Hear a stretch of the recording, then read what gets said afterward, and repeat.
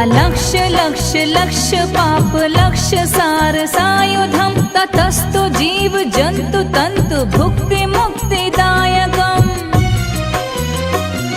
विरंचि विष्णु शंकर सकीय धाम वर्मदे त्वदीय पाद पंकजं नमामि देवी नर्मदे